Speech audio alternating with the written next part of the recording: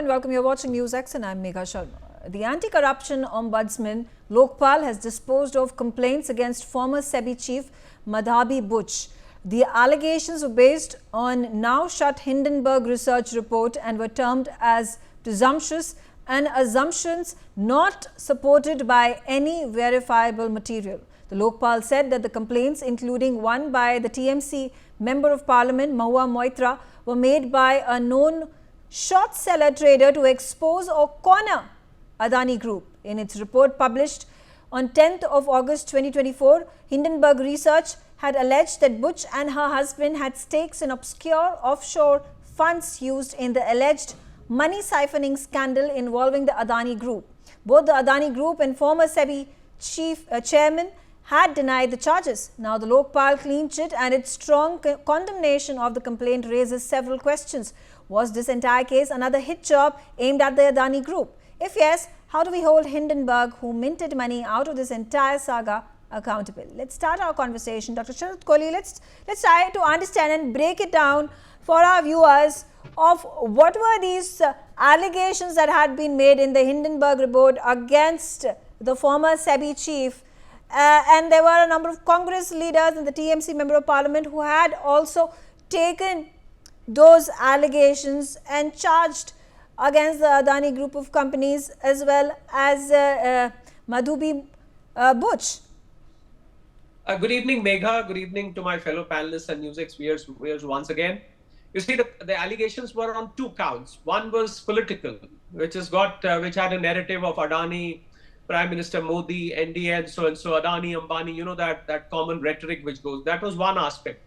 The second aspect was the technical aspect where Madhavi Buch and her husband, Dhaval Buch, were accused of having conflicting interest in ICICI Bank and having some interest in the Mauritian offshore funds and so forth, which had connections to probably Mr. Gautam Adani's brother, Vinod Adani, and so. So this Lokpal was a 6-member team, you know, headed by Justice Khanwilkar. Now, if they have concluded that this is based on presumptions and assumptions, I pay attention to these two words, that because it was like this, so it must have been like this. Because it was this, hence it was that. So I think this is, in legal term, we call it as based on conjectures and surmises. That is, you are assuming something and you are making an assumption and you are alleging somebody. Now, what needs to be very clear here, Megha, is that SEBI chairman is appointed with very strict compliance. A SEBI chairman has to declare what assets he or she has, not only for her, but also for her family members. She has to disclose there are over 6,000 companies which are listed on Indian stock exchanges. There are over 17 crore registered demat holders. So the stake is very high. And when the stake is high, the transparency and diligence of the chairperson of SEBI has to be very, very categorical. You have to declare every single asset that you own, every single interest that you have. So when SEBI chairperson was appointed, this due diligence process, this declaration of transparency process had gone through at that time. And then these allegations came on. The allegations were investigated. A Supreme Court panel was formed. I mean, I remember being on dozens of times on your show ever since Hindenburg broke out. And you know, word about Hindenburg. Where is Nathan Anderson now? Why did he close the shop just before Donald Trump came to power? Which underground place has he disappeared into? Yeah. Where is this Hindenburg? Where is this narrative of short selling? It's all goes to that category. See, people who've got glass houses, Megha, should not throw stones at others. A respectable member of parliament of Rajya Sabha has made allegation and Hindenburg has made allegation. Unfortunately, to the best of my knowledge, both of them do not come clean themselves. They are under investigation. If they don't come clean themselves, I'm sorry, they've got no right to put allegations on somebody else, Megha. That's my first point and first argument. Okay. All right. Sumit, coming to you, in wake of every single argument that has been put forth by Hindenburg in the Adani case has unraveled itself to the disadvantage of the Hindenburg founders. How do we take the case of the Indian stock market and members of the stock market who have faced significant disadvantage and incurred losses because of this false claim that was being spread as something to be true of Adani Group of companies? Megha ji, thank you for having me on your show. The first thing what we must understand is this was all a game of political extortion. I have been maintaining this sentence all along. This was a political tool which has failed. This was a political tool which has become useless. And if you talk of the Congress and TMC, it looks to me a joint venture between Sharda and what Deccan Herald Tribune, the newspaper. So they have done a joint venture. And what Mahua Moitra filed as a complaint is a political pamphlet, not a complaint. That is what, when I look at the wordings, what it appears to be. It is thrashed. It is put into the dustbin. Now, the question is, first you try to put allegations on Mr. Adani based on that Hindenburg. I call him Hindenburg. He was an ex-ambulance driver. He had 10 CFAs and he had all the intellect and wisdom of all the world. And he had so much of intellect and knowledge that all the accounting and audit committees of the world or the audit bodies of the world do not have. So we gave him that grace first. Then secondly, the man has disappeared. He has shut his shop. Gaya, guy. Third thing is the kind of debacle Indian stock market saw. Who is going to pay for that? The kind of debacle Mr. Adani saw, the money he lost, who is going to pay for that? And recently, when the results of Adani Group were out, they were fantastic. They were much beyond expectations. So that proves all this was a political witch hunt which was carried on. Now, Hindenburg gave him a grace. He does it for a living. But what about those people here? What about Rahul Gandhi, who went and said that before G20, Mr. Modi, you must clear the air because otherwise what will G20 think of us? This was a targeted attack on Adani, to Modi, to BJP, and discredit India's financial institutions to give an impression to the world everybody is compromised here, everybody is up for sale. I mean, make India look like a Pakistan wherein everything is up for sale, and they'll send a message to institutional investors. Look, this is the chairman of the SEBI and this person is compromised. He has assets, the person has an offshore company. And would you like to invest this kind of a money in Modi's India? And if the Modi's India doesn't get money, where will the growth come from? How will the growth engines run? So this was a political ploy for which you will settle Adani, you will settle and discredit the Indian financial markets and then harm the India. The question is, who was funding all this? There is a person who must be funding all this, because after this, presumptions, assumptions, and all the things what Dr. Kohli beautifully put. I mean, it looks to be a figment of imagination. As to me, as a common man, is a figment of imagination. How did this figment of imagination become the reality of the world? How did this become the international talking point? How was it raised exactly before the G20? Why did Rahul Gandhi jump the gun? And who are the people who have benefited out of this? Now, very simple question. All the people who have benefited out of this, I think ED and NIA should investigate them, because if the losses are normal, fair enough, koi baat nahi. But if the losses are abnormal, the usual culprits and suspects, and they've gained a windfall out of that, then they are proceeds of crime. And proceeds of crime have to be dealt as per the new IPC or the new Bharat Nyaya Sanch Pranalika, which has been launched, and there's a very stringent for that. They have to be dealt for that. And even the people who have given them cover fire and discredited India's financial organizations and discredited Bharat, should they not be tried for hurting the financial interests of country, the financial loss which a common, taxpayer and a common people like you and me faced?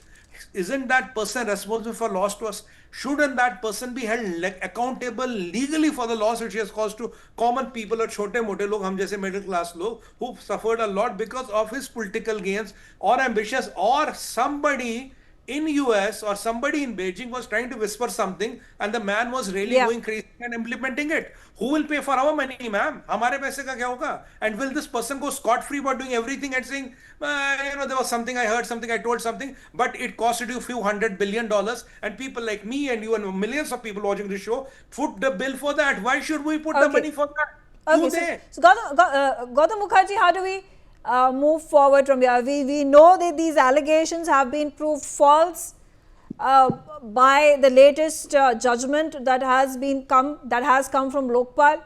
How do we move forward from here?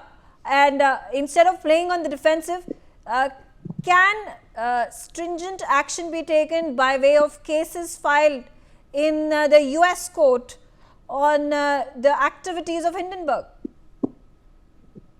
Well, I think that ship has sailed.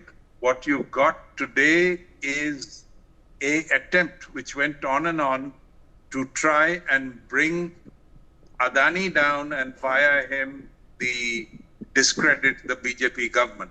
But if you look at, the foreign direct investment stakes, you realize that everybody who does invest in India does his own due diligence and does not go by, opposition attacks, because Hindenburg, whatever it was out of America, financed by Soros and company, was echoed and amplified by the Congress party, namely Rahul Gandhi.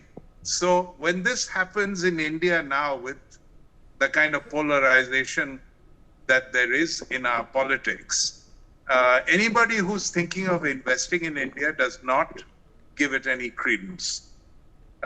Stock market losses, however, happen. They're remade, but they are losses only if you cash out at the bottom. So hopefully many of the people who were invested in Adani stocks stayed put and have climbed back up along with Adani himself. Mm-hmm. So, that also is not such a big deal. What is important is more and more people are starting to realize that attacks on the Modi government, indeed attacks on India's progress, is part and parcel of both the Western and American agenda and the Chinese agenda and the Pakistani agenda with an adjunct of Bangladesh. So we have a lot of people after us simply because we have gone from 10 to 4 in just about 10 years, and we will be number 3 before this government's third term ends in 29.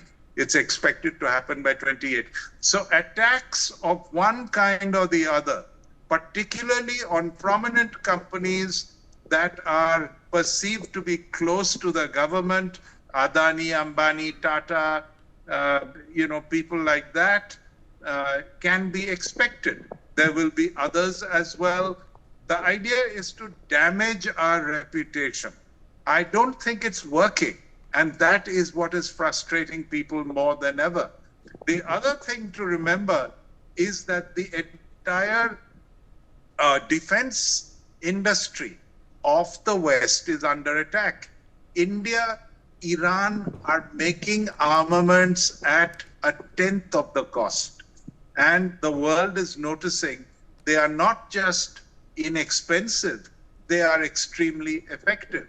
So what is the American arms industry going to do down the road, trying to sit on its high horse and sell goods which are neither innovative nor related to the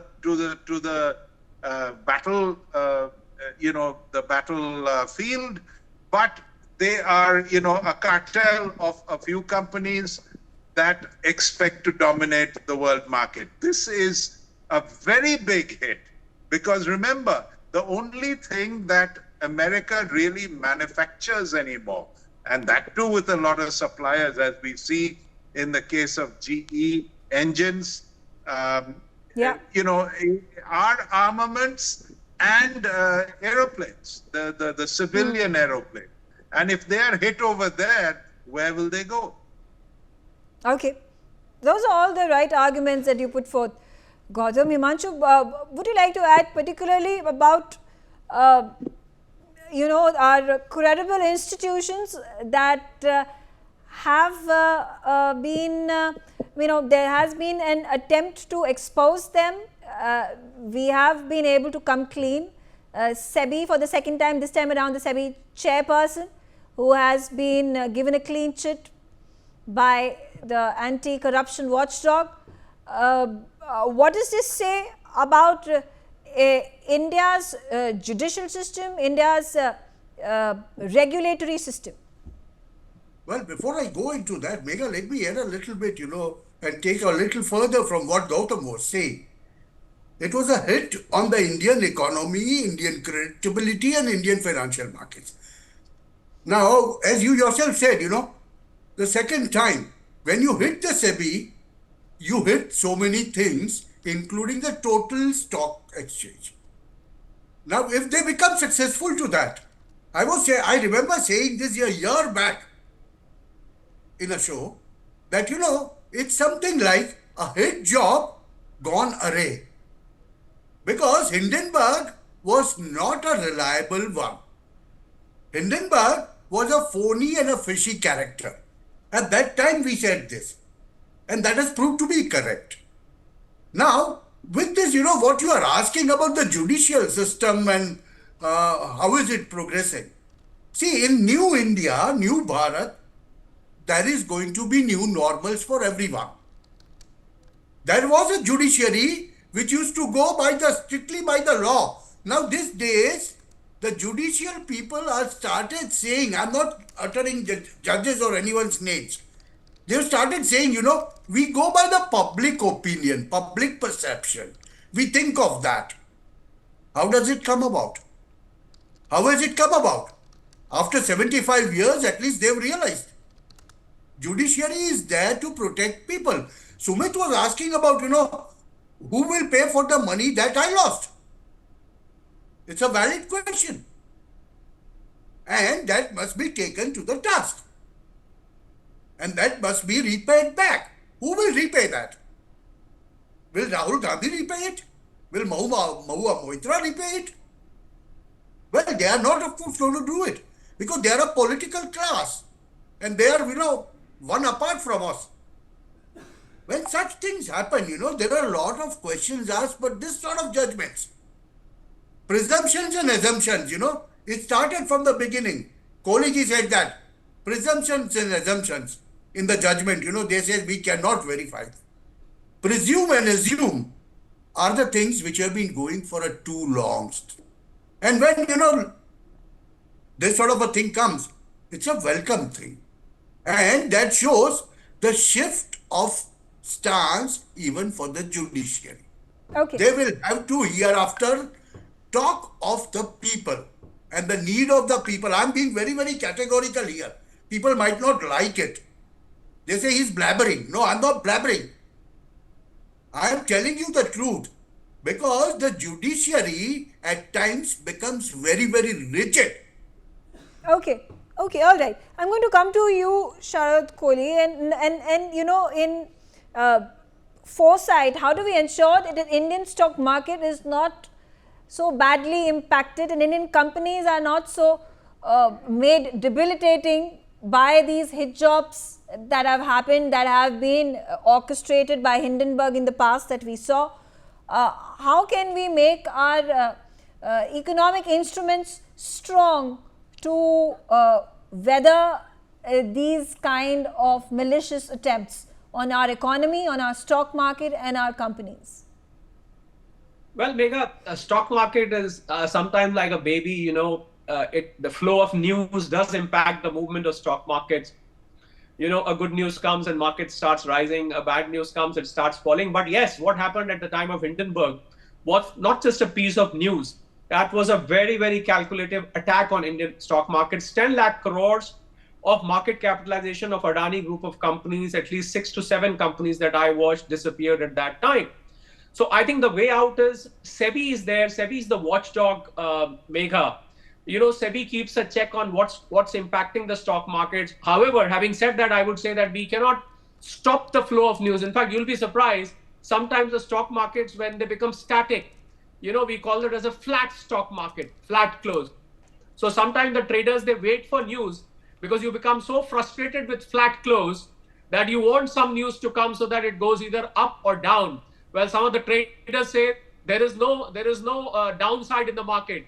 There is only right side in the market. There's no upside, there's no downside, because there are people who earn from short selling. And by the way, Hindenburg earned from short selling, and short selling is a legal method of making money from the market, not the way Hindenburg did it, but then otherwise it's a legal way. So they want the market to move. So the flow of news, well, we cannot stop and will never stop. But yes, a calculative, a vindictive attack on the market should be checked. And I think SEBI is the right watchdog to keep a check on that. And I would also, through your show today, advise large traders, high net worth individuals, domestic institutional investors to please keep a check on flow of news when you are making your trade on the basis of an assumption which is unverified, which is coming from a source which is not true, or at least not believed to be true. I don't think you should make your trade on that basis. I think consistency of mind, stability of mind, lot of stock market trade mega happens through mindset.